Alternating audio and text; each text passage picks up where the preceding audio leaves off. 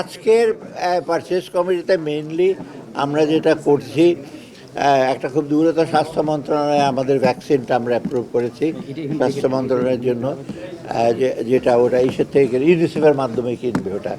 Second হলো আমরা শিল্প তো অ্যাজ ইউজুয়াল আমি ইউরিয়া সারের জন্য অনুমোদন করেছি।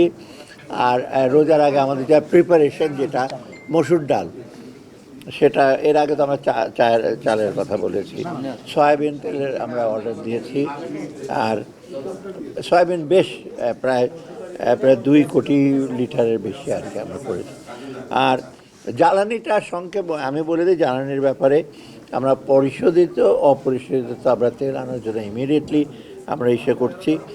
আর আর আপনার অপরিশোধিত আসবে, তাই না? তুমি বলতে পারবে এটা। আর আরেকটা খুব একটা ভালো যে সোনারগাঁয়ে এসে যে আমাদের একটা লোকশিল্পটা কাজটা অর্ধেক হয়েছিল, এবং ওটা কিন্তু অত্যন্ত গুরুত্বপূর্ণ একটা প্রতিষ্ঠান, এবং ওখানে কিন্তু অনেক ভিজিট আছে, ওটার জন্য আমরা অ্যাপ্রুভ করে দিই। তো মোটামুটি এই হলো আমাদের আজকে। না না, আমাদের এখানে কোনো প্রভাব পড়ে নেই। আজকে যে সমস্ত পারচেসেস হয়েছে ইন্টারন্যাশনাল টেন্ডার, আমার দাম ধরে এখানে আমাদের স্পোর্টসে আজকে একটা শব্দ উচ্চারিত হয় নাই, অতএব আমরা না, আমি আমার দিক থেকে আমি দেখছি না যে এটা আপনার অর্থনৈতিক সাথে যেটা দরকার আমাদের, এবং যেটা আমরা একদম র্যাশনাল ওয়েতে ডিসিশন যেগুলো নিচ্ছি, সেটা অর্থনীতির সাথে আমার মনে হয় না অ্যাটলিস্ট আমাদের পারচেজের ব্যাপারে এগুলো আমরা প্রভাব না।